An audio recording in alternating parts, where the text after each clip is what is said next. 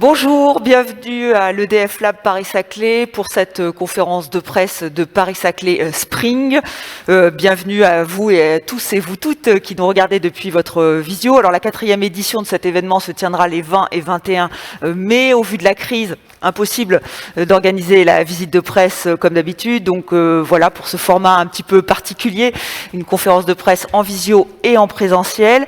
Je vous demanderai de couper vos micros et vos caméras. Alors vos micros, vous pourrez les rallumer évidemment quand nous ferons nos sessions de questions-réponses, car il y en aura lors de cette matinée, puisque nous allons avoir de nombreux intervenants qui vont venir sur cette scène pour nous présenter cette 4e édition de Paris-Saclay Spring, pour nous parler aussi de Paris-Saclay, ce territoire dont l'écosystème est unique en Europe. Donc n'hésitez pas, nous sommes là aussi pour répondre à toutes vos questions. Alors aussi le dossier de presse, vous l'aurez, il est en ligne sur le site et vous pourrez le consulter. Mais nous sommes là aujourd'hui, ce matin, à EDF Lab, pour vous présenter cet événement important pour le territoire, important aussi pour tous les acteurs, qu'ils soient privés, publics, académiques, les startups aussi. Enfin bref, tous les acteurs sont présents aujourd'hui et seront surtout présents pour le Paris-Saclay Spring qui se tiendra les 20 et 21 mai. Alors je vous le disais, c'est un écosystème singulier, unique en son genre en Europe. Et pour vous le présenter, c'est une occasion aussi, cette conférence de presse, pour vous le représenter, puisque j'imagine que vous connaissez quand même bien Paris-Saclay, eh bien, je vais me tourner vers Philippe Vandemal. Bonjour. Bonjour. Vous êtes le directeur général de l'EPA Paris-Saclay. Vous êtes partenaire, évidemment, acteur aussi de cet événement Paris-Saclay Spring. Et c'est vrai que c'est l'occasion ou jamais de revenir sur la singularité du territoire.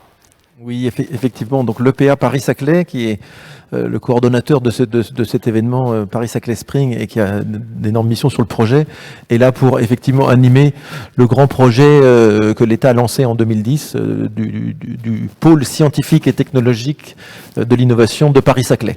C'était le grand enjeu de l'État. Ça, juste rappeler que ça se déploie sur 3 agglomérations, Versailles Grand Parc, avec son pôle d'activité de Vélizy, Saint-Quentin-en-Yvelines, qui est quand même le 2e pôle économique d'Île-de-France, et bien sûr l'agglomération de Paris-Saclay dans le département de l'Essonne, où il y a la plupart du pôle académique. L'ensemble de ce territoire est effectivement un très grand enjeu pour le pays. Ça regroupe plus de 15% de la recherche publique et privée en France, 40% des emplois de recherche en Île-de-France, et c'est une démarche qui va se poursuivre. C'est maintenant de fait un énorme écosystème dont je souhaitais rappeler qu'effectivement la MIT Technology Review du fameux Massachusetts Institute of Technology a identifié Paris-Saclay comme un des 8 pôles de l'innovation au niveau mondial, et c'est cette dynamique que nous sommes tous collectivement chargés de poursuivre avec l'ensemble de ces choses. Alors bien sûr, il y a un pôle académique très fort, historique, on s'appuie sur notamment les grands enjeux qui ont été lancés dans les 50 et 60 avec le CEA, le CNRS et ce qui était à l'époque la faculté des sciences de l'Université de Paris, mais ça se poursuit, ça se développe. Nous avons maintenant deux grandes institutions académiques que sont l'Université de Paris-Saclay, qui a d'ailleurs fait l'actualité au mois d'août dernier pour son classement, pour son ranking au classement de Shanghai, puisqu'il est classé 14e au niveau mondial, avec par thématique des positionnements au moins aussi importants, voire meilleurs. Et puis bien sûr l'Institut Polytechnique de Paris, qui lui aussi est reconnu par le THE, le Times Higher Education, parmi les universités de plus petite taille. Donc on a effectivement un pôle académique énorme. Nous avons aussi la chance d'avoir beaucoup d'entreprises qui ont leur centre de recherche. J'en profite pour remercier EDF Lab de nous accueillir aujourd'hui ici. EDF qui depuis le début joue le jeu d'accueil et de partage de cet écosystème, et je crois que c'est un point important. Et effectivement, on a des grandes entreprises, des entreprises moyennes, et aussi toute une communauté de start-up dont Gary parlera tout à l'heure, au sein de la communauté French Tech Paris-Saclay. Et donc on est dans cette dynamique globale. Et par ailleurs, le PA Paris-Saclay anime un certain nombre de communautés. Alors la communauté des directeurs de recherche et innovation, ou recherche et développement des entreprises qui sont sur le territoire, la communauté des lieux d'innovation. Nous avons 40 lieux qui accueillent des startups, alors incubateurs, pépinières, Fab Lab. Et puis nous avons aussi la communauté des investisseurs que l'on anime avec ce qu'on appelle des learning expéditions pour pouvoir présenter et le territoire et les startups concernés concerner thématique par thématique. Et c'est effectivement ce grand écosystème, hein, l'innovation est quand même beaucoup basée sur des rencontres que nous sommes chargés d'animer, et c'est pour cela qu'avec l'ensemble des partenaires, nous portons depuis 2018 un événement annuel qui s'appelle Paris-Saclay Spring, dont cette année sera un peu particulier parce que ça sera effectivement en visio, et que nous portons avec les 3 agglomérations, les 2 pôles académiques et l'ensemble des entreprises partenaires, pour mettre en avant nos succès, nos réussites, et effectivement l'ensemble de la dynamique assez extraordinaire qui se déploie ici, avec des entreprises qui cherchent à poursuivre, des laboratoires, hein, je crois qu'il y a plus de 300 laboratoires qui existent ici au niveau académique, et donc c'est cette dynamique générale que l'on porte et qu'on veut présenter régulièrement, et c'est aussi l'occasion Paris-Saclay Spring de permettre justement ces rencontres et ces rendez-vous, et il y a effectivement beaucoup de rendez-vous B2B qui sont montés à cette occasion-là. Très bien, merci beaucoup. Alors je rappelle à tous ceux et toutes celles qui nous regardent de couper leur caméra et leur micro.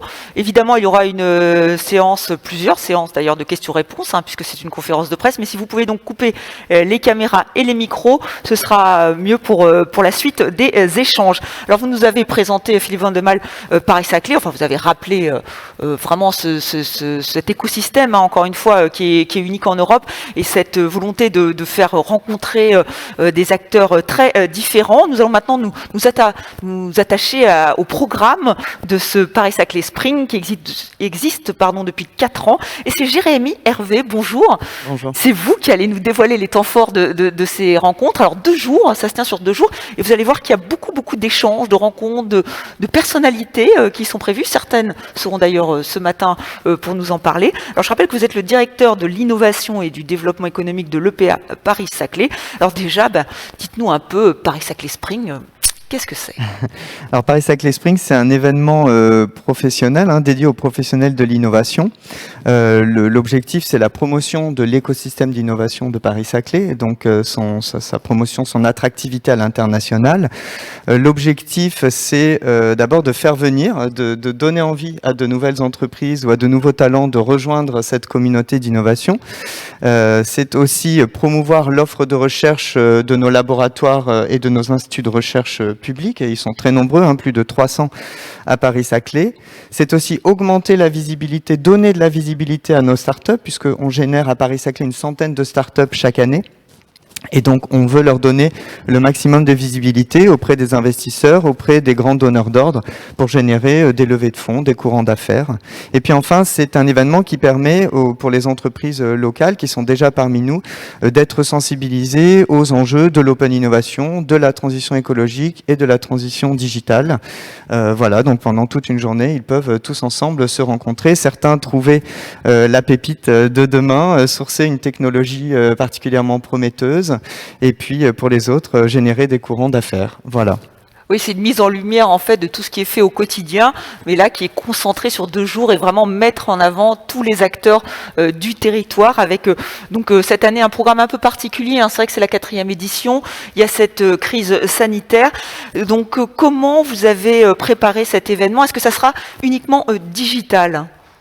Alors on organise cet événement tous ensemble, hein, collectivement, avec l'ensemble des acteurs de l'innovation, de la recherche, les acteurs académiques, et puis les grands groupes du territoire, hein, qui nous soutiennent. On a de nombreux parrains, EDF R&D, on l'a dit, qui est notre partenaire historique, Total, Danone, JC2Co, Servier et Ipsen, puisque l'événement Paris-Saclay Spring, sa programmation décline l'ensemble des 5 filières d'excellence du territoire, donc la mobilité ou les mobilités, la food tech, les green tech, les nouvelles technologies numériques et la santé biotech. Donc cette année, on a dû se réinventer un petit peu par rapport à une édition classique. D'abord, ce qu'on appelait autrefois les temps forts en amphithéâtre dans nos amphis sur le campus. Cette année, ce sera sur un plateau télévisé. Donc c'est une journée avec c'est un programme très riche, hein. Donc toute la journée en live, en streaming, le jeudi 21 mai dès 9h30, on aura un plateau télé animé bilingue, animé par Sandra Freeman et Marjorie Paillon, avec plusieurs temps forts. D'abord une cérémonie d'ouverture avec les présidents des 2 pôles académiques et des collectivités territoriales. On aura ensuite, et là c'est un peu la primeur, je vous l'annonce aujourd'hui, Bruno Le Maire, donc le ministre de l'économie, qui ouvrira la journée par une prise de parole. On enchaînera avec une table ronde qui est aussi un temps fort nouveau avec 4 grands groupes du territoire qui sont nos porte-drapeaux au quotidien, et donc ils viendront expliquer pourquoi ils ont choisi Paris-Saclay et quelle est leur stratégie d'open innovation, et notamment dans cette période de crise, puisque effectivement le fil rouge de cette édition, c'est bien la pertinence, les bénéfices d'appartenir à une communauté d'innovation pour être plus fort et être plus résilient. Donc on aura Patrick Pouyanné du groupe Total, on aura monsieur Olivier Laureau du groupe Servier, François Dossa pour Renault et Henri Bruxelles pour Danone, qui viendront nous expliquer pourquoi ils ont choisi ce territoire. Et puis ensuite, on aura toute une journée de conférences et tables rondes sur les grandes technologies clés, les grands enjeux du moment. Donc la neutralité carbone à horizon 2050, comment est-ce qu'on peut y tendre? Le quantique, tout le monde en parle, mais qu'est-ce que c'est que le quantique? Quels sont aujourd'hui les grands enjeux et les usages du quantique? L'IA de confiance, et c'est particulièrement important en période post-pandémique puisqu'on s'est tous remis beaucoup à la visio et à l'intelligence artificielle.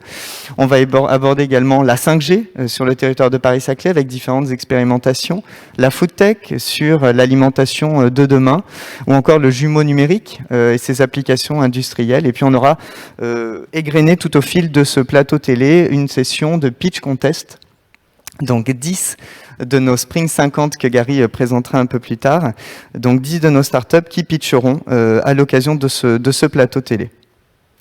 Donc voilà pour un programme très riche. Alors je vous rassure, vous avez tout qui est bien détaillé sur le dossier de presse, parce que c'est vrai qu'il y a beaucoup de rendez-vous qui sont en lien avec tout ce que vous traitez sur le territoire. Alors Gary Hansens qui est avec nous, qui va nous dévoiler dans quelques instants ce Spring 50. Vous êtes fondateur d'Altrix, une start-up, donc vous allez nous expliquer pourquoi vous avez accepté de relever ce rendez-vous. Merci d'être avec nous d'ailleurs.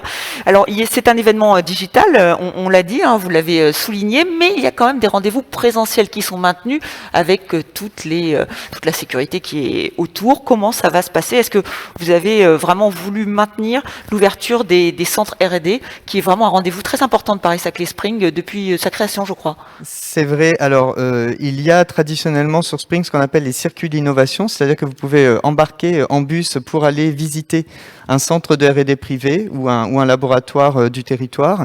Cette année étant un peu particulière, on a quand même tenu à maintenir ça avec les bonnes jauges sanitaires et les mesures qui s'imposent. Néanmoins, on propose une dizaine de visites, donc une dizaine de circuits d'innovation en mode portes ouvertes, puisque chacun s'y rendra par ses propres moyens cette année. Et ça, c'est le vendredi 21 mai. Et donc, j'invite vraiment tous ceux qui s'inscrivent à l'événement à demander à participer à ces circuits, parce que visiter un Challenger de Bouygues ou visiter l'Observatoire de l'Université de Versailles-Saint-Quentin ou le futur centre de R&D de Servier, il y a vraiment des circuits des deux côtés, à Paris-Saclay en Yvelines et Paris-Saclay en Essonne. Et donc, il y a vraiment de quoi découvrir totalement son territoire ce vendredi 21 mai. Et ça, c'est en présentiel, et donc c'est bien. Il est encore temps de s'inscrire, Jérémy. Et il faut s'inscrire, il faut demander effectivement à participer. On reçoit après un mail de confirmation, puisque le nombre de places est très limité et les inscriptions sont jusqu'à ce vendredi. Donc il faut vraiment pas tarder. Voilà, vous avez encore quelques jours, mais jusqu'à vendredi. Après, ce sera clos. Donc vraiment, n'hésitez pas si vous voulez bénéficier de ces circuits d'innovation. Alors déjà, c'est riche sur ces 2 jours Paris-Saclay Spring. Vous nous l'avez dit, il y a ce plateau télé, il y a ces circuits d'innovation, mais tous les jours sur le plateau, ce sont des rencontres entre les différents acteurs, et ça aussi, c'est l'ADN du territoire, et c'est ce que vous avez voulu mettre en place pour cette 4e édition. C'est vrai, donc on a maintenu les 2 composantes habituelles de Paris-Saclay Spring. D'abord 2 jours de rendez-vous B2B et B2C. Alors cette année, ils seront entièrement en ligne. On peut, dès qu'on s'inscrit, commencer à prendre des rendez-vous pour ce jeudi 20 et vendredi 21 mai. Donc on a doublé le temps pour ces rendez-vous en one-to-one. On avait eu plus de 9000 demandes de rendez-vous sur la précédente édition et 4000 rendez-vous au total. Donc c'est quelque chose qu'on maintient cette année en distanciel. Et puis Spring, c'est aussi normalement un salon un showroom, qui est un peu la vitrine technologique de l'événement et du territoire. Eh bien, cette année, ce salon, il aura lieu en virtuel. Et d'ailleurs, je profite de le souligner, mais c'est une start-up de Paris-Saclay qui nous fournit la solution de salon virtuel qui s'appelle Must. Et donc, on est ravis en plus de recourir autant qu'on le peut à des solutions innovantes locales. Donc, cette année, ce salon virtuel, il permettra d'aller visiter les stands de la totalité des exposants, dont les 50 start-up de Spring, et également les grands comptes qui seront avec nous, mais aussi tous ceux qui accompagnent l'innovation, les start-up. Donc, il y a des cabinets de conseil, il y a les incubateurs, il y a les pépinières, tous ceux qui habituellement sont sur le showroom seront cette année sur le salon virtuel pendant ces 2 jours.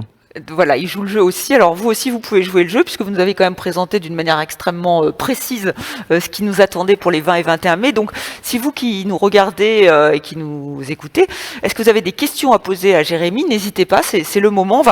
On va voir. Alors, vous pouvez me les poser via le chat. C'est simple. Tout le monde maintenant maîtrise. C'est un des rares intérêts de cette crise sanitaire, les outils visio et notamment de Teams. Donc, n'hésitez pas. Si vous avez des questions, on va pouvoir y répondre. Jérémy qui est là pourra y répondre, voire Philippe Van de Malte qui est toujours avec nous. On va peut-être continuer sur l'une des grandes nouveautés que vous avez annoncé, le Sprint 50. Gary Hansens, donc rebonjour. Vous êtes fondateur et CEO d'Alltricks et vous êtes le parrain de cette première édition. Vous avez un lien très fort avec l'écosystème de Paris-Saclay. Vous en êtes aussi un des acteurs. Alors, expliquez-nous comment et pourquoi vous avez choisi de vous installer sur le territoire. Bonjour, écoutez, moi j'ai eu la chance de grandir dans le secteur et donc j'ai lancé ma première start-up à l'âge de 20 ans du côté de Saint-Quentin-en-Yvelines qui fait partie du périmètre du plateau Paris-Saclay qui s'étend de Massy jusqu'à Versailles. Et puis j'en suis à ma 3e start-up fondée en 2008, donc Alltricks dont vous parliez, qui emploie aujourd'hui 250 personnes et qui réalise l'année dernière un peu plus de 130 millions de volume d'affaires dans le secteur du numérique. C'est une plateforme digitale qui adresse le monde du sport, plus particulièrement le vélo, la course à pied et l'outdoor, pour qui nous servons plus d'1,5 million d'utilisateurs et passionnés en France. Et donc, je suis un passionné par ailleurs d'entrepreneuriat. J'investis modestement moi-même dans différentes startups et j'ai eu l'opportunité aussi de pouvoir cofonder, il y a tout juste 2 ans, la French Tech Paris-Saclay, avec 8 entrepreneurs extraordinaires qui sont issus aussi du territoire et du plateau Paris-Saclay. Et donc, nous avons eu le label French Tech. Donc on parle de la French Tech Paris-Saclay, dont l'enjeu est de fédérer les quasi 500 startups qu'on recense sur le territoire pour les accompagner dans tous leurs enjeux. Donc aujourd'hui, plus d'une centaine nous ont déjà rejoints. Et donc on est là pour les accompagner sur leurs enjeux de croissance, de financement, de recrutement et de créer des rendez-vous réguliers. Et donc assez naturellement, quand on m'a proposé de pouvoir être le parrain de cette édition, donc fan d'entrepreneuriat que je suis, avec toute l'énergie qu'on arrive à avoir sur le plateau, j'ai un grand plaisir que j'ai accepté. Oui, alors parce que c'est vrai que si vous accompagnez déjà via la French Tech Paris-Saclay 500 startups, là en fait c'est de mettre à coup de projecteur, d'accompagner encore plus finement ces 50 startups parce que ça s'appelle le Spring 50 puisqu'il y a 50 startups choisies, 10 qui vont pitcher. D'ailleurs on va en entendre deux fondateurs dans quelques minutes. C'est ça l'enjeu en fait. Oui, c'est exactement ça. Alors, je suis bien placé en tant que start-upper pour le savoir. Quand on démarre, l'enjeu, c'est de se faire connaître, c'est de pouvoir faire parler de ses produits, de ses innovations. On a énormément de créativité sur le plateau. On parle d'innovation de rupture, de deep tech. C'est assez extraordinaire. Vous parlez du contexte. Et moi, je pense en tant qu'entrepreneur aussi que c'est un contexte. Ce genre de contextes sont malheureux, évidemment, et à la fois extraordinaires pour entreprendre. Parce qu'il y a tellement de choses à réinventer. Les modes de vie changent, les modes de consommation. Et donc, l'enjeu, voilà, c'est pouvoir donner de la lumière à ces startups qui sont ici. Donc elles se sont manifestées, on les a analysées, on en a retenu 50 puis 10 qui vont pitcher, on a reçu plus de 130 candidatures et ça nous permet de les faire rayonner sur le plan local, sur le plan national, sur le plan international parce que Spring rayonne jusque-là et de pouvoir leur donner de la lumière et une capacité d'accélération et de visibilité importante. Et comment vous les avez choisis, élus, ces startups? Quels étaient les critères pour qu'elles soient retenues dans ce Spring 50? Alors, c'est un savant mélange et c'est un travail qui est très intéressant. C'est évidemment la maturité, la rupture, la capacité d'innovation. Et puis après, vous le verrez, on a adressé différentes catégories pour lesquelles on est allé chercher les meilleures pépites à date, hein, parce que les autres vont continuer de pousser et de grandir. Donc c'est pour ça que Spring, on a la chance de l'avoir chaque année. Donc les autres pourront être en lumière prochainement et ainsi les classer. Voilà. D'accord. Donc les pousses, effectivement, c'est vrai que cette référence au printemps, là, on attend de voir fructifier toutes ces startups, donc 50 qui sont mises à l'honneur. Juste un mot, Jérémy, c'est vrai que vous rappeliez que Emmanuel Macron, quand il est venu parler de quantique, qui est un secteur extrêmement important, hein, on va en parler d'ailleurs avec Sylvie Retailleau, qui connaît bien la présidente de l'Université Paris-Saclay, qui connaît très très bien ce secteur. Il l'a rappelé, Emmanuel Macron, c'est l'un des enjeux aussi du territoire, c'est de faire émerger ces startups. C'est vraiment, il y a une dimension extrêmement, une stratégie très forte. Oui, tout à fait. Ça fait partie des grandes technologies clés. Aujourd'hui, il faut non seulement donner de la visibilité à nos startups, mais aussi susciter l'envie d'entreprendre, hein, des étudiants du territoire. Et donc, Spring, c'est aussi un événement auquel participent les étudiants, les enseignants, les chercheurs. Et l'idée, c'est non seulement d'accompagner ces entreprises, de les aider à générer des courants d'affaires ou des levées de fonds, mais aussi à générer des vocations, à donner envie à tous ces talents de se lancer dans l'aventure entrepreneuriale et de devenir, pourquoi pas comme Gary, un serial entrepreneur. Voilà, c'est tout ce qu'on peut leur souhaiter. Alors, vous qui nous regardez, encore une fois, n'hésitez pas, hein, c'est une conférence de presse, donc vous êtes là pour nous poser toutes les questions qui vous viennent à l'esprit en lien avec cet événement, donc le Paris-Saclay Spring. On vous l'avait promis, donc des startups ont accepté, elles vont pitcher, hein, lors de cet événement, mais elles ont accepté de le faire en avant-première aujourd'hui pour cette conférence de presse. Et on va tout de suite retrouver Damien Fauvet, enfin s'il est en ligne avec nous, de Turbotech. Turbotech qui était déjà donc en lice pour l'édition 2019. Il avait pitché, donc il a un retour d'expérience intéressant, puisqu'on va voir pour ce que ça lui a apporté de participer à cette édition 2019 de Paris-Saclay Spring. Il est avec nous. Bonjour Damien. Donc vous, c'est Turbotech. Bonjour.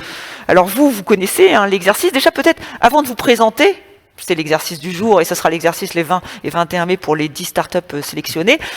Qu'est-ce que ça vous a apporté, ce Paris-Saclay Spring, d'être sélectionné, de devoir pitcher? Racontez-nous un peu.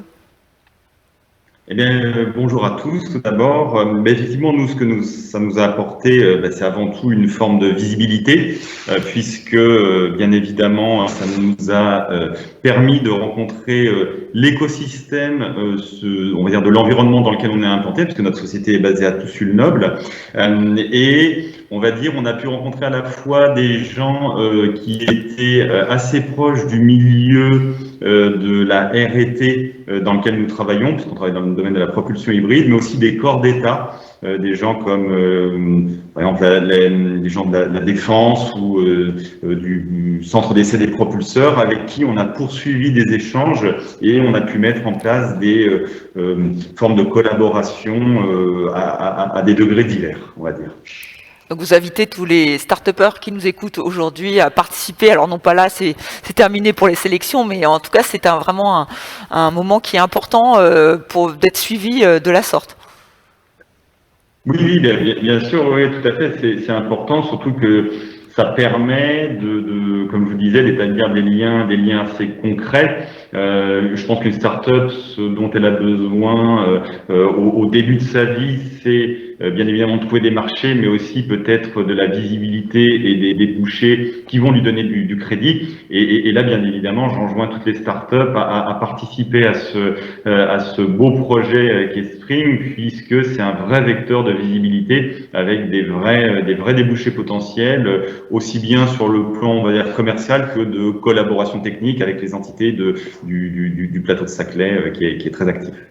Très bien. Eh bien, écoutez, Damien, on va vous demander de vous prêter à cet exercice, donc le pitch. Hein, donc, vous avez 3 minutes, c'est ça, top chrono, pour présenter Turbotech. C'est à vous. Eh bien, très bien, je vais me rompre à cet exercice. Alors, Turbotech, j'ai pas de support, mais Turbotech, donc nous, on est une société qui est basée depuis maintenant 3 ans sur le plateau de Saclay, plus précisément sur l'aérodrome de Toussus-le-Noble. Et comme vous le savez peut-être, l'aéronautique est sujet à une pression, on va dire, environnementale grandissante, avec l'avènement des propulsions électriques qui arrivent, un peu comme dans le domaine automobile. Cette aviation, comme je vous disais, elle est soumise à une pression environnementale via les consommations de carburant qu'il faut réduire et les niveaux d'empreintes sonores qui peuvent également être un problème récurrent. Donc nous, chez Turbotech, on a développé des solutions basées sur des turbines, ce qu'on appelle à cycle régénératif, c'est-à-dire qu'on a introduit un élément dans une turbine qui est un élément standard de propulsion aéronautique, mais qui permet de réduire énormément la consommation et le bruit. Et cet élément permet de réaliser des propulseurs à très faible consommation, très fiables, très légers, très performants, mais aussi avec une dimension de réduction de consommation de carburant, nonobstant le fait que ces propulseurs sont également ce qu'on appelle polycarburants, c'est-à-dire vont pouvoir brûler n'importe quel carburant. Donc là, on va dire qu'on parle d'un propulseur classique d'aéronef, notre turbine entraîne des hélices ou des rotors d'hélicoptères, mais en poussant le concept encore plus loin, et puisqu'on commence à parler beaucoup dans l'aéronautique de propulsion électrique, on a aussi créé ce qu'on appelle un turbogénérateur, qui est en fait une centrale électrique embarquée, qui, sur la base de la même technologie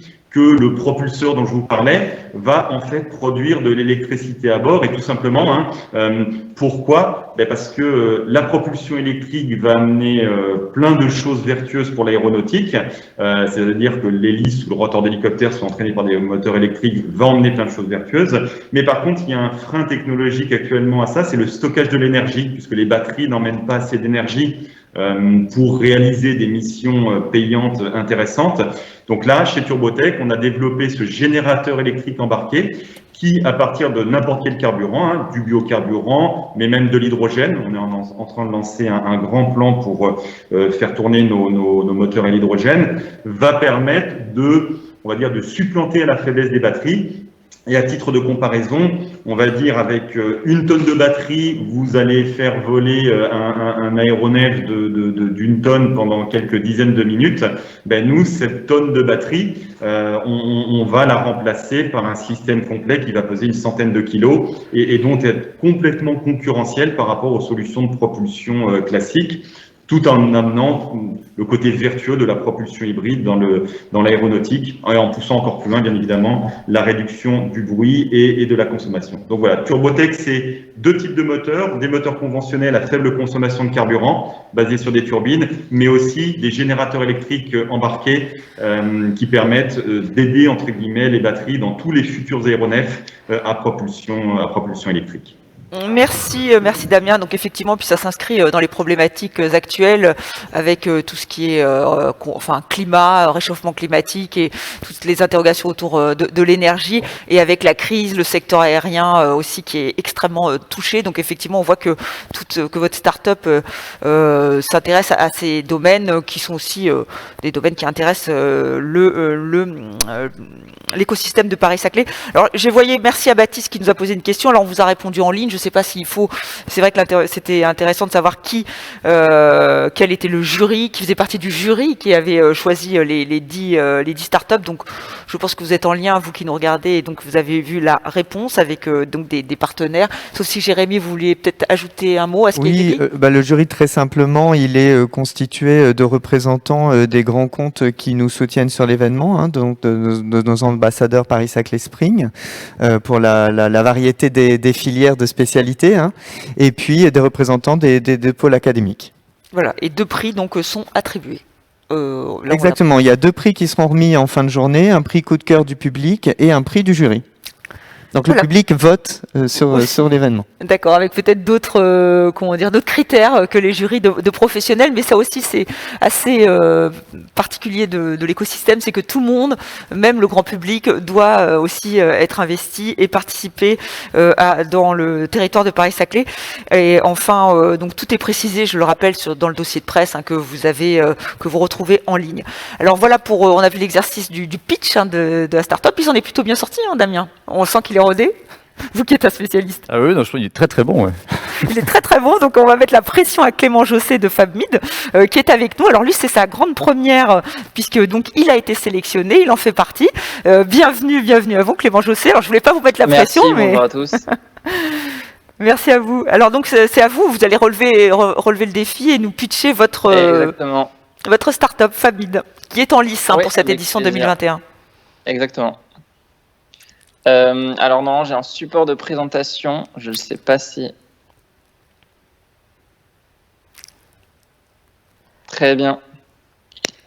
Donc merci beaucoup de m'avoir invité à vous présenter FabMid. Je suis Clément Jossé, cofondateur de FabMid.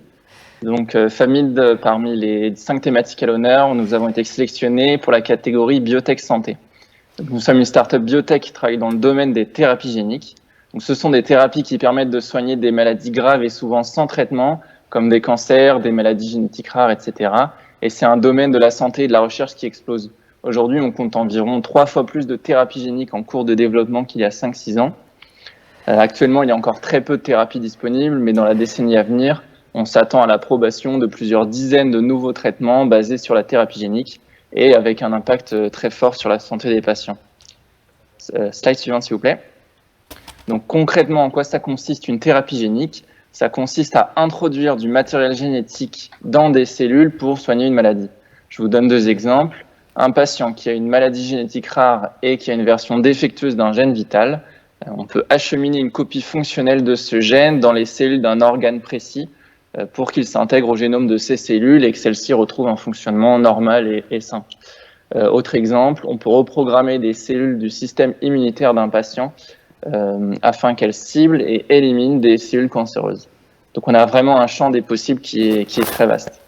Et donc chez FabMid, que fait-on? On développe une nouvelle manière d'acheminer ce matériel génétique sous forme d'ADN dans les cellules ciblées du patient. Slide suivante, s'il vous plaît.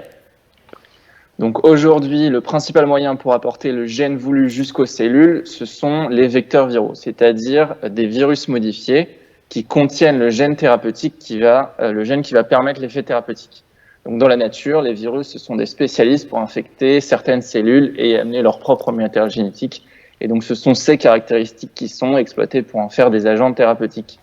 Mais le problème avec les vecteurs viraux, et la raison pour laquelle FabMid développe une technologie alternative, c'est qu'ils coûtent extrêmement cher à développer et à produire.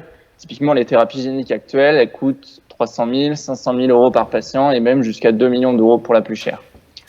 Autre inconvénient, le processus de fabrication des vecteurs viraux, en plus d'être coûteux, il est très difficilement scalable. Et ça entraîne des problèmes de pénurie de capacité de production, ça empêche une réduction des coûts et une utilisation vraiment plus large des thérapies géniques. Slide suivante, s'il vous plaît.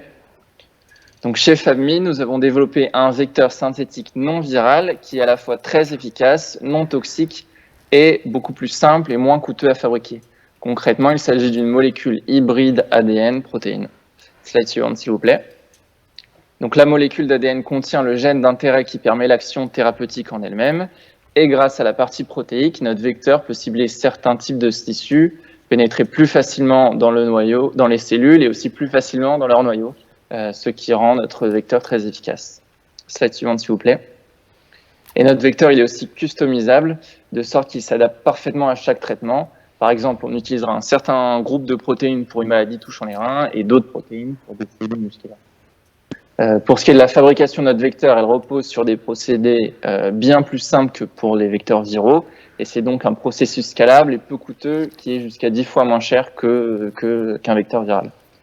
Donc nos clients seront des entreprises pharma et biotech qui pourront utiliser notre vecteur à la place des vecteurs viraux pour développer leur thérapie génique, ce qui leur permettra d'en diminuer le coût et la durée de développement et de production.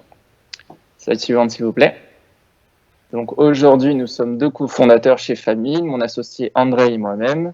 Le projet, il a environ 2 ans et ça fait environ 1 an que la société a été formellement créée.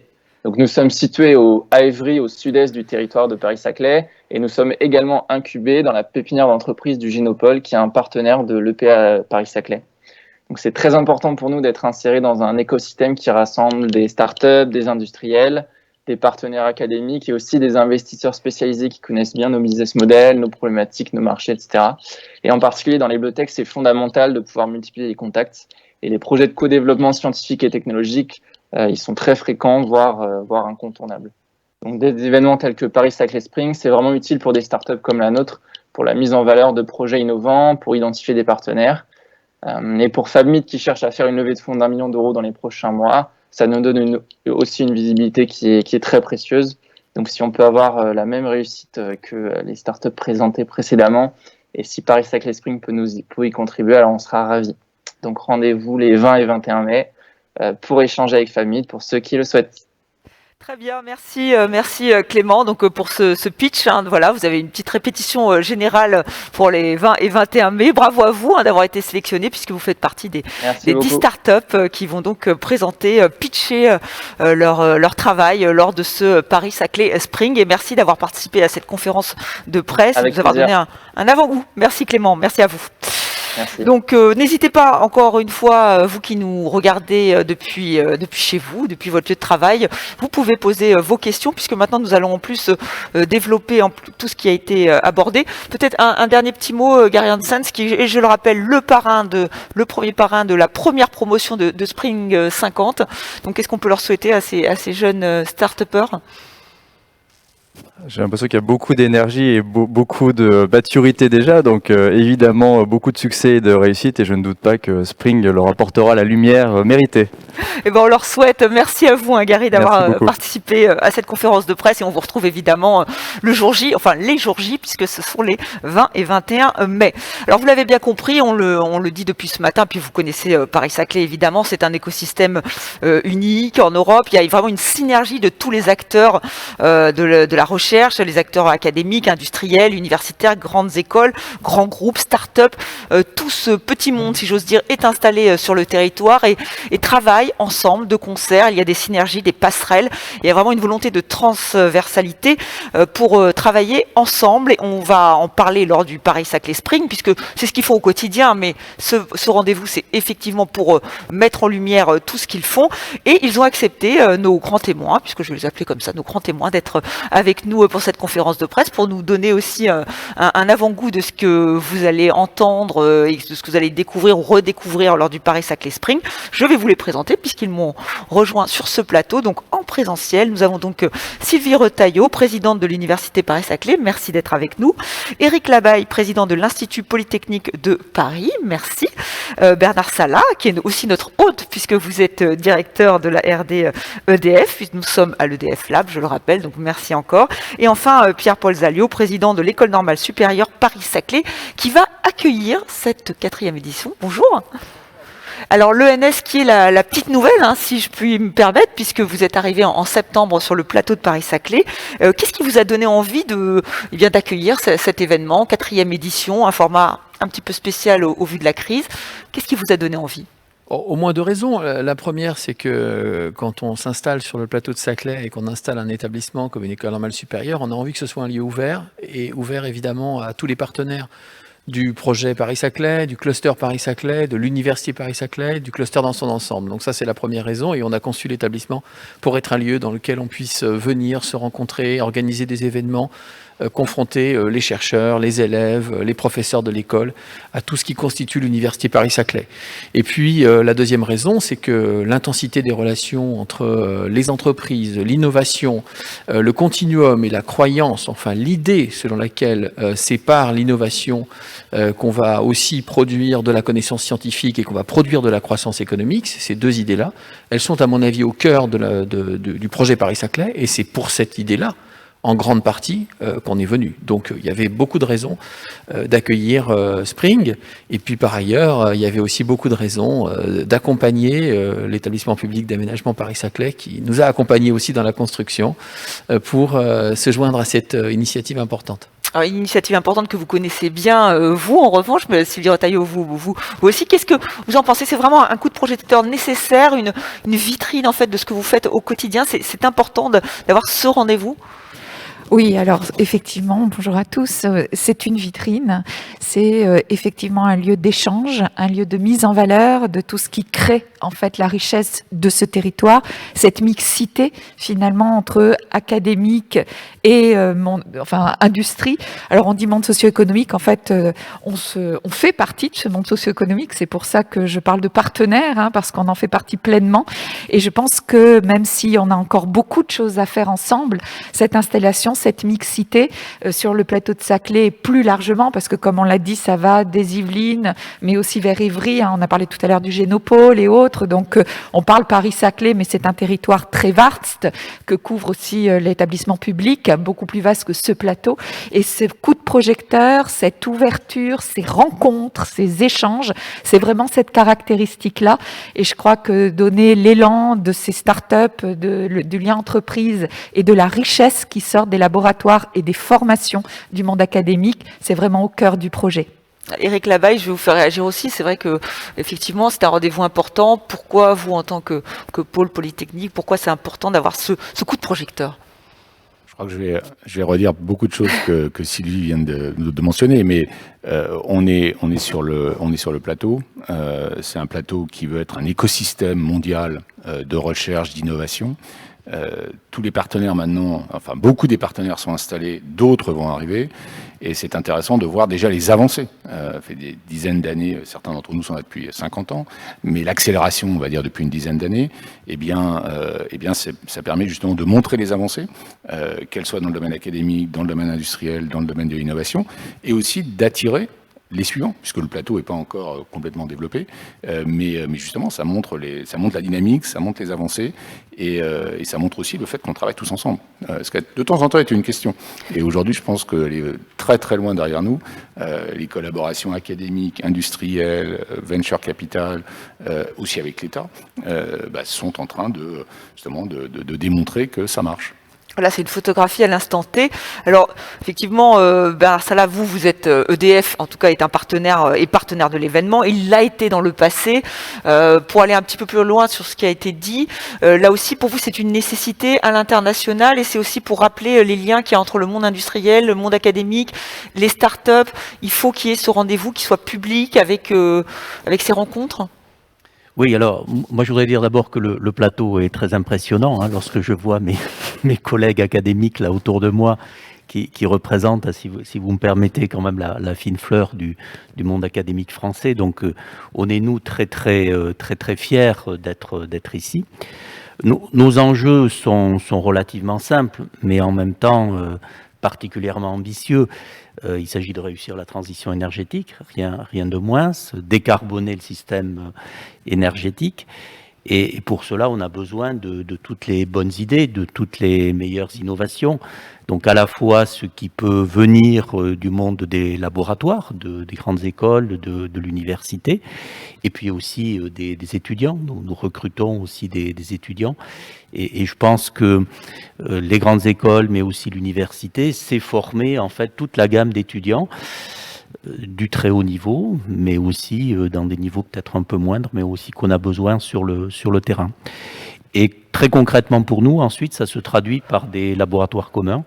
Et alors, je ne vais pas tous les citer, on en a 7 aujourd'hui, et que l'on a en fait avec pratiquement chacun des partenaires, les calculs sismiques avec le NS Cachan, beaucoup de mathématiques chez Sylvie, où il y a quand même là aussi vraiment les plus péchus, si vous me permettez, mathématiciens français, pour faire des optimisations sur le système électrique, de la finance à Polytechnique par exemple, et puis aussi avec d'autres, avec les télécoms, avec l'ENSTA, sur la cybersécurité, donc sur les grands enjeux de notre monde d'aujourd'hui. Oui, et puis finalement, ça a l'air très simple comme ça dans l'esprit, mais c'est vrai que de réunir tout le monde sur un même endroit, ça facilite les relations, les synergies, les passerelles entre les uns et les autres. Comme vous le disiez, Monsieur Salah, nous avons la fine fleur du monde académique réunie sur ce plateau pour cette conférence de presse, donc nous en sommes ravis. Donc n'hésitez pas, vous qui nous regardez, c'est une conférence de presse, donc si vous avez des questions à poser à nos intervenants, intervenantes, n'hésitez pas encore une fois, c'est via le chat.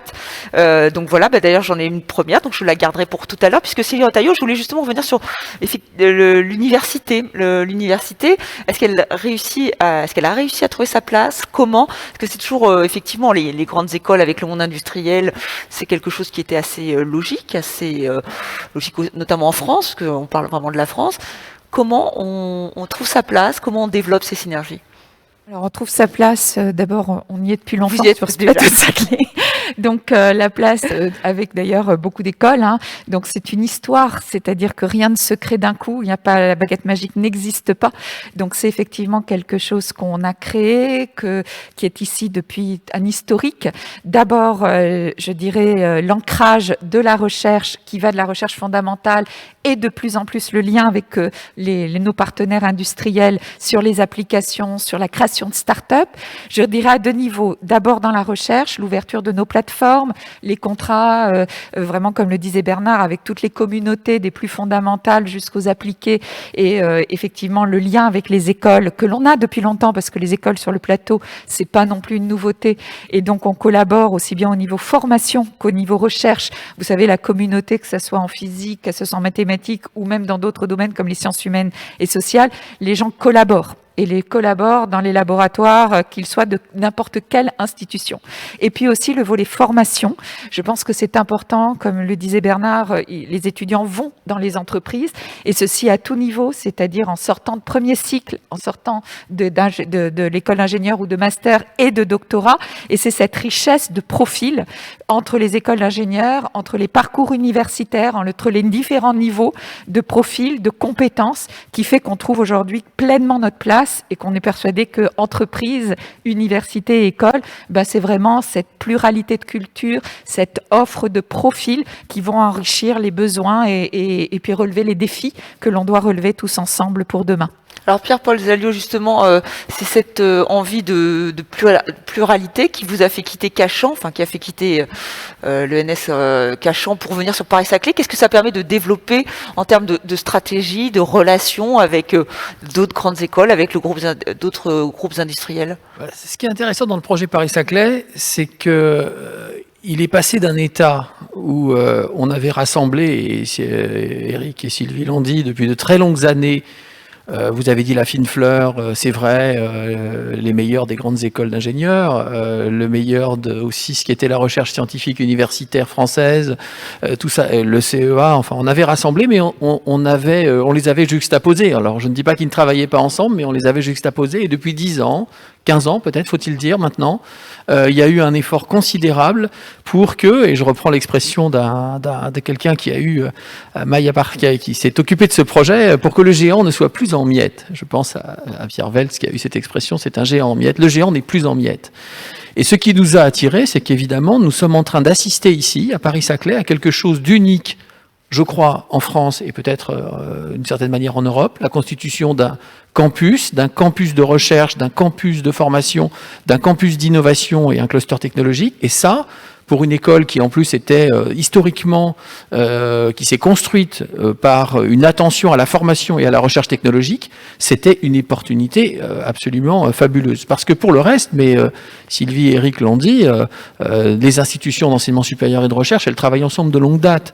Elles ont des liens de longue date. Elles ont, les uns sont formés chez les autres, les chercheurs circulent, les communautés scientifiques existent, les connexions avec l'industrie existaient. Je dirige un établissement qui, de très longue date, construisait ces questions scientifiques à partir de questions industrielles. Ce qui change, c'est la construction du continuum entre l'acte de former, l'acte de chercher, l'acte de valoriser, l'acte de chercher des financements, l'acte de porter de la prématuration.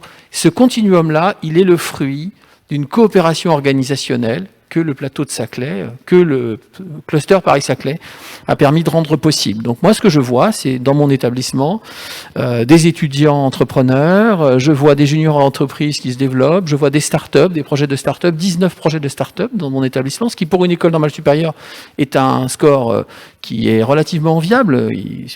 Et voilà, c'est ça qui est, je crois, la recette de ce qui sera le succès de Paris-Saclay. Et je crois que le succès de Paris-Saclay sera un succès pour tout le système français et européen. C'est un enjeu qui dépasse très largement notre seule histoire territoriale. Donc Eric Labaille, j'imagine que vous êtes sur cette ligne. Vous aussi, vous voyez émerger toutes ces startups, cette nouvelle dynamique qui se crée au sein des pôles académiques avec les étudiants. Comment vous voyez ça depuis Polytechnique ? Alors, effectivement, je dirais depuis quelques années, on a une accélération de l'orientation des jeunes étudiants vers les startups. Toujours un intérêt pour les grands groupes, hein, mais on a maintenant dans des écoles 20 à 30% qui vont aller, alors start-up et entreprises de moins de 250 personnes. Ce qui, il y a 10 ans, n'était pas le cas, on était à moins de 10%. Donc là, on a vraiment une accélération de l'intérêt pour justement créer, entreprendre. Alors c'est lié aussi au fait que les enjeux sont importants, Bernard le disait, les enjeux sociétaux.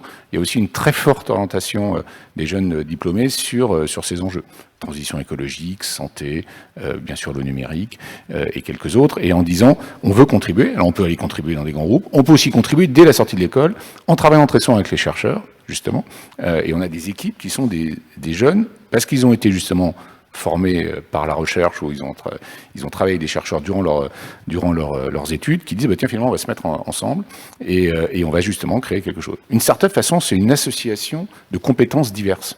C'est ça ce qu'il faut. Et donc c'est d'où l'importance de se connaître. Ce qui a fait le succès des Silicon Valley et autres qu'on connaît tous, c'est la proximité, c'est la connaissance. Et quand on a besoin d'une compétence, tiens, on sait où aller la chercher et les gens ont envie de travailler ensemble. Et c'est ce qu'on est en train de faire. Et je pense que l'aspiration que vous entendez de nous tous, c'est que, enfin pour moi, ça serait aussi de dire que dans 10 ans, on va venir étudier ce qui s'est passé à Paris-Saclay, comme on a été étudier ce qui s'est passé à la route 128 ou à la Silicon Valley. Parce que, justement, tout le monde a travaillé ensemble. Alors peut-être un élément additionnel, c'est que donc du côté justement des startups, là on a une accélération. Là on a à peu près une centaine de startups par an qui passent au travers de l'Institut Polytechnique de Paris. Alors soit des étudiants, des chercheurs, ensemble, ou aussi des externes qui viennent dire tiens, vous avez des incubateurs intéressants, il y a des liens avec des labos intéressants, on aimerait venir passer 6 mois dans l'incubateur. Donc du coup, ça accélère en fait, c'est ça ce lien qui permet donc d'accélérer cette innovation. Et bien, vous, Bernard Salat, vous l'avez dit, vous voulez justement attirer les étudiants, attirer des projets de start-up. Comment vous faites alors les synergies avec le pôle académique? Comment ça se fait concrètement pour ceux et celles qui ne sont pas sur le site et qui aimeraient comprendre comment EDF peut travailler avec l'Université Paris-Saclay, avec l'ENS, avec le pôle Polytechnique? Je vais vous donner un exemple très précis pour vraiment mettre du concret dans cette collaboration. Nous, quand on produit de l'électricité, qu'on la commercialise jour après jour, en fait, on choisit les moyens de production qu'on va faire tourner. Donc, nos centrales nucléaires, nos barrages, nos éoliennes, nos panneaux solaires. Bon, ils ont chacun un coût. Ils sont certains en maintenance, certains en fonctionnement, une disponibilité qui peut être différente. Et on a en fait affaire à un problème d'optimisation. Donc d'optimisation assez sophistiquée, avec beaucoup de degrés de liberté, avec des phénomènes non linéaires. Et là, en fait, on va aller trouver les mathématiciens de l'université, et ces mathématiciens vont nous apporter des méthodes, des outils que l'on va intégrer dans nos grands outils de programmation de l'offre et de la demande au jour le jour. Et donc, en fait, on peut dire d'une certaine façon que les chercheurs, les étudiants, les professeurs de l'université concourent vraiment à la constitution jour après jour de l'équilibre offre-demande du système électrique français. Donc vous voyez, ça peut paraître très éloigné, ces mathématiciens de l'électricité de tous les jours, mais en fait il y a énormément de concret. Notre exemple, avec l'école polytechnique, on a une chaire sur l'aspect finance. Et donc là, la question, c'est en fait l'équilibre des marchés économiques en matière de système électrique. Donc là aussi, c'est des choses très compliquées, parce que l'électricité ne se stocke pas.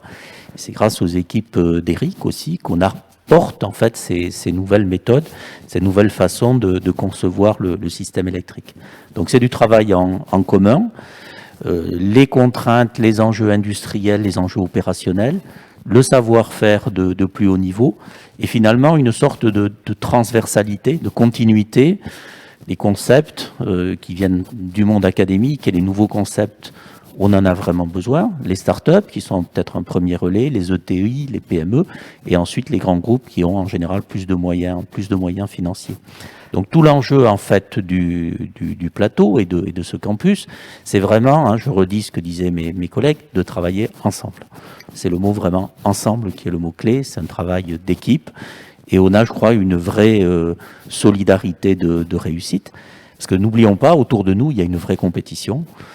Il y a d'autres clusters, que ça soit du côté de Pékin, du côté de Shanghai, ou que ça soit côté... Pour être présent à l'international, il faut ce type justement d'union sacrée, n'est peut-être pas le bon terme, mais il faut vraiment que tous les acteurs se réunissent pour être forts par rapport à la concurrence internationale. Il faut se fédérer. Il faut travailler ensemble parce que les autres le font. Vous allez à Pékin ou vous allez à San Francisco ou à MIT, vous allez à Cambridge, Boston, entre Harvard, le MIT plus une université, vous rendez compte qu'il y a une puissance de feu extrêmement importante. Donc est-ce qu'on est en retard en France ou pas? Est-ce que justement on a réussi à reprendre, parce que c'était pas aujourd'hui, c'est vrai, en vous écoutant, on sent bien qu'il y a une vraie volonté et il y a déjà des résultats, mais pendant longtemps, ça n'a pas été le cas. Est-ce qu'on est très en retard, pas en retard? Comment vous voyez ça? Je vous pose la question à tous les quatre. Je ne vais pas monopoliser la parole, mais je crois qu'aujourd'hui, ça a vraiment bougé. On était, nous, grands groupes industriels, peut-être traditionnellement plus proches des grandes écoles. Je crois qu'il y a un mouvement très fort vers l'université aussi qui s'est fait. Et ça, je crois qu'il faut vraiment s'en féliciter. Il y a de la science dans l'industrie, c'était très très bien dit par mes collègues. Et bien souvent, les problèmes les plus compliqués sont dans le monde réel que dans le monde théorique. Et donc ça, je pense que si on arrive à se comprendre mieux, on est promis à de grandes choses. Si vous voulez réagir. Trois éléments de réponse. Le premier, c'est que la France, et de ce point de vue-là, c'est un pays européen, il est caractérisé, européen continental, il est caractérisé par l'importance qui a été consentie par les investissements publics. Et je crois que le projet Paris-Saclay en est l'illustration la plus visible, à la fois investissement public et puis entreprises issues de la sphère publique. Donc je pense que ça, c'est une réalité. Mais cette réalité, elle se confrontait aussi à une segmentation des institutions et des entreprises, une segmentation du système. Et je pense que Paris-Saclay, quand on dit le mot ensemble, on dit qu'on concourt à cette désegmentation, on concourt à la transversalité de ce système. Donc ça, c'est le premier élément. Le deuxième élément, c'est que, et c'est ce que Eric Labaille, je crois, disait, c'est l'importance que ça revêt aujourd'hui pour les jeunes les plus hauts potentiels et pour nos chercheurs qu'on a longtemps cru enfermés dans leur citadelle, de se tourner vers des enjeux sociétaux, de se tourner vers des modèles d'investissement et des modèles d'engagement au travail qui comportent la création d'entreprises. Tout ceci, puisque vous parliez de concurrence internationale, dans un contexte où la France, notamment, s'est fortement désindustrialisée. Et la transition qui se joue aussi sur le territoire Paris-Saclay, qui comprend des entreprises historiques, enfin qui comprend les sites des entreprises historiques du système économique français, c'est justement d'accompagner cette transition, cette fois-ci une transition vers l'innovation, une transition vers le sens que ça donne pour ces jeunes filles et ces jeunes gens très engagés dans la recherche ou très engagés dans l'entrepreneuriat. Et ça, je crois que c'est ça qu'il faut qu'on réussisse. Et de ce point de vue-là, Paris-Saclay regarde certes, comme disait Bernard Salat, regarde certes vers Pékin, vers Shanghai ou vers San Francisco, mais je crois que c'est aussi un projet français, un projet européen, et c'est un projet qui concourra, je l'espère, à la réussite et donc à l'avenir d'un modèle de société que nous défendons. Sylvie Retailleau, oui, sur la question du sens, mais après aussi l'équilibre peut-être à trouver, l'université qui donc s'engage d'un point de vue plus concret, plus industriel, mais encore il y a aussi cette notion de recherche fondamentale. Comment vous faites pour retrouver le juste équilibre? Alors, comment on fait? Je pense que d'abord c'est nos missions, donc et on est attaché à nos missions, et parce que si on ne le fait pas, c'est pas les missions de l'industrie de faire de la recherche fondamentale et de pouvoir se permettre d'avoir ce coup d'avance ou en tout cas de tester les choses qui éventuellement ne marcheront pas, mais c'est aussi un résultat et c'est comme ça qu'on contribue. Donc c'est vraiment au cœur de nos missions qui ne s'arrêtent pas là et dans le continuum dont on a parlé. Mais je crois que c'est comment on fait. C'est l'atout de Paris-Saclay. Je vais un peu redire peut-être différemment, mais exactement.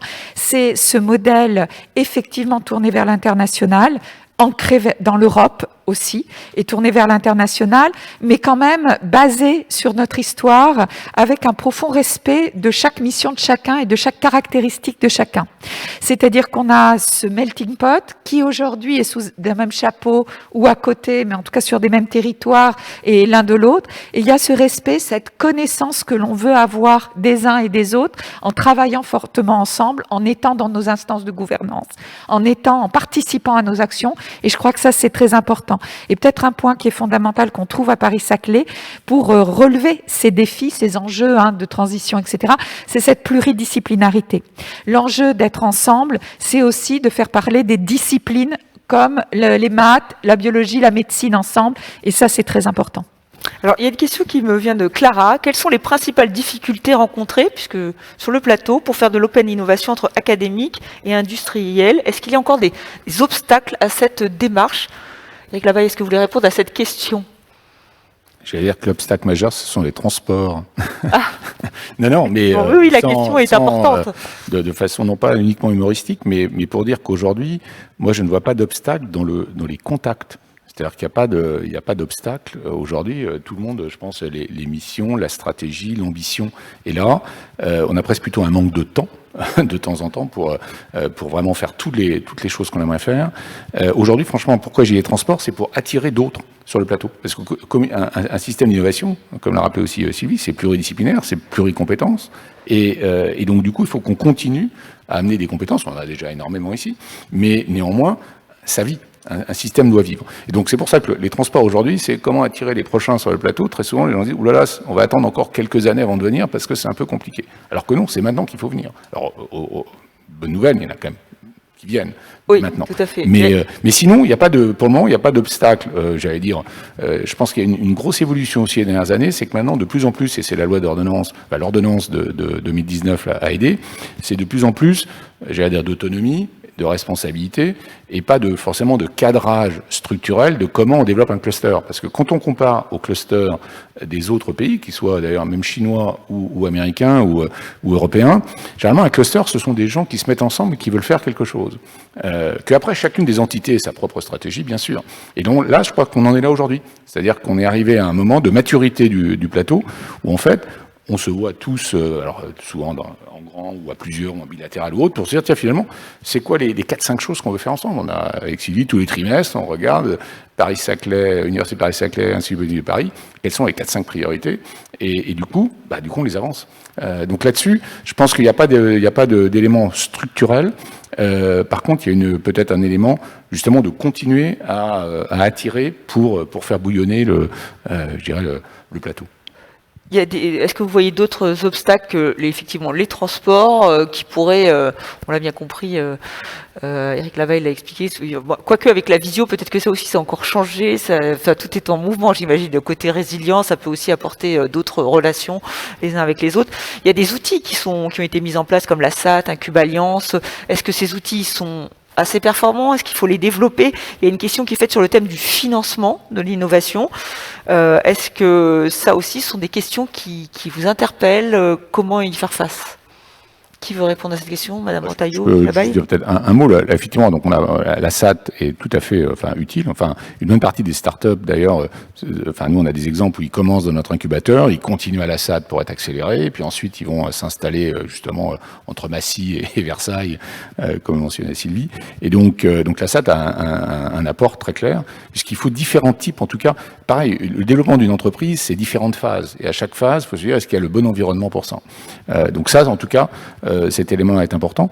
Et côté capital, le capital n'est pas le sujet aujourd'hui. D'ailleurs, même en France plus largement, la question est plutôt d'avoir en fait de mettre en contact, on va dire, les startups avec le capital, mais le private equity est là, les venture capitalistes sont là. Il y en a de plus en plus sur le plateau d'ailleurs.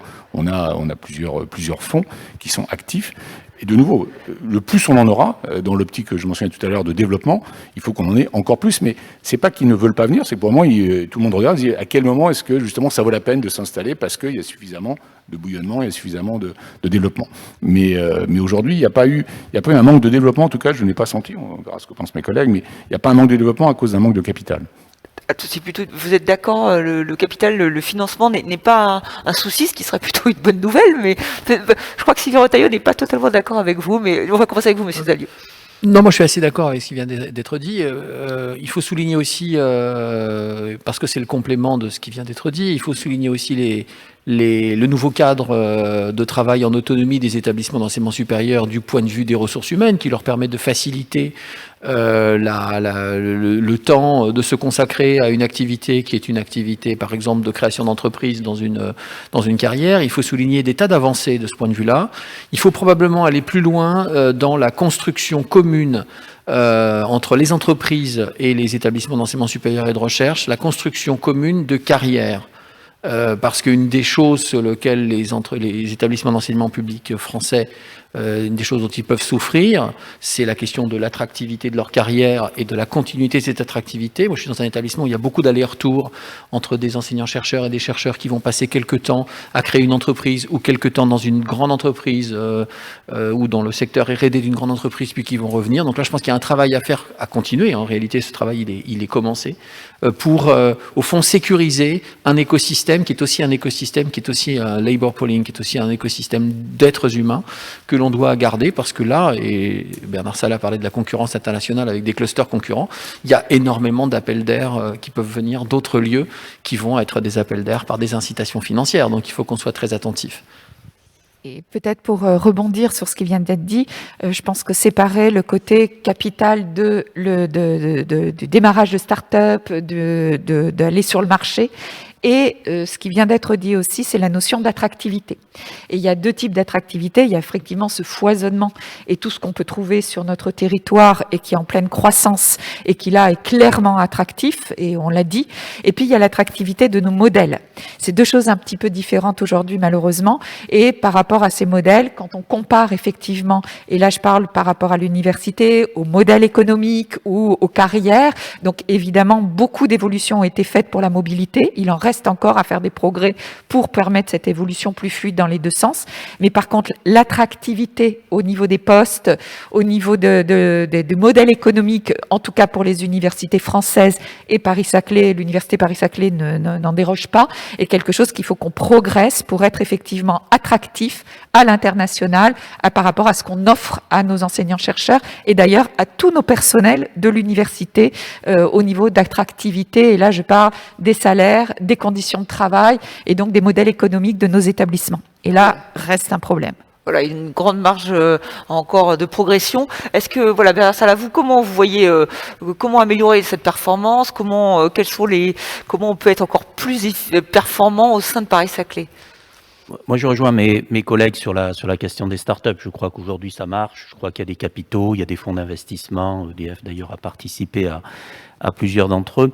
Je pense que maintenant, la question, c'est vraiment de se positionner sur les technos de demain et de faire en sorte que nous conservions ici et que nous arrivions à capter et à attirer ici les meilleurs acteurs, que ce soit des étudiants ou des professeurs.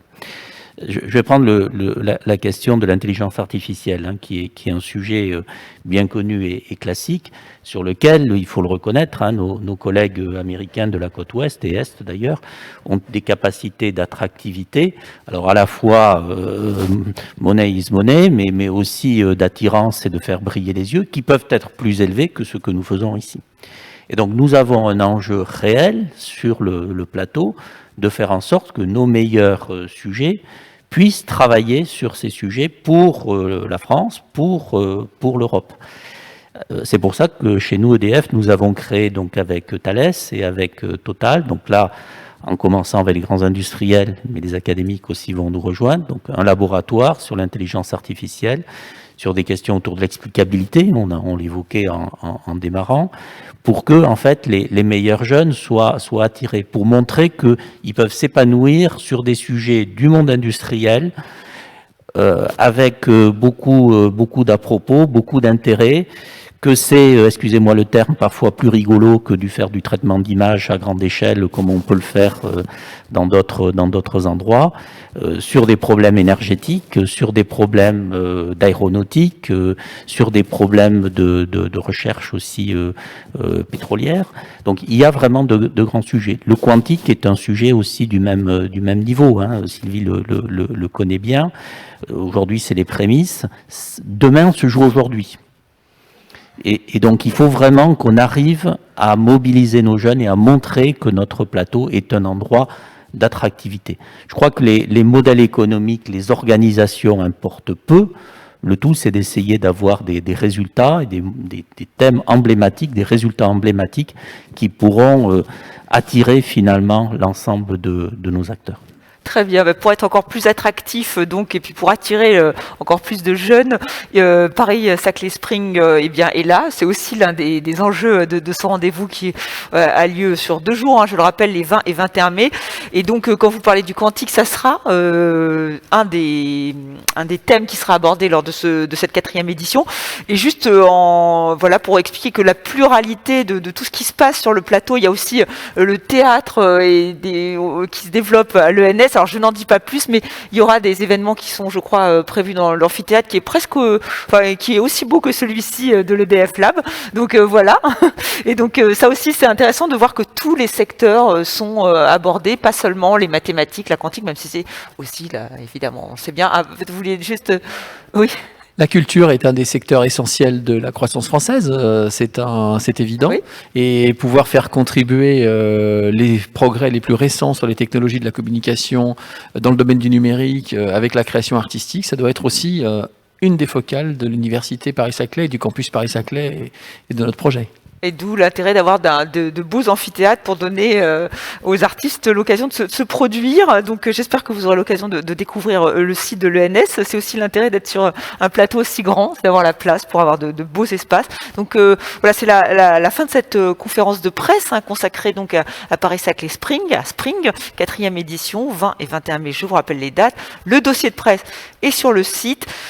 Peu de questions pour l'heure, mais je pense qu'on a essayé vraiment de répondre. Et encore merci à vous 4 d'avoir pris le temps de participer à cette conférence de presse. Donc je vous souhaite, si vous avez des questions, allez-y, c'est le moment ou jamais. Sinon, je vous souhaite une excellente journée. Je vous laisse encore quelques petites minutes si vraiment il y a une question que vous souhaitez poser. Encore une fois, nous sommes là pour y répondre. Sinon, vous aurez toutes les réponses dans le dossier de presse et on vous invite vraiment à vous inscrire pour les circuits d'innovation. On le rappelle, le 21 mai. Il faut le faire avant vendredi. Et j'espère qu'on a encore une fois répondu à vos attentes. Je vous remercie d'avoir participé à cette conférence de presse et merci à EDF Lab de nous avoir accueillis sur le site de Paris-Saclay. Excellente journée et encore merci à vous aussi d'y avoir participé. Merci.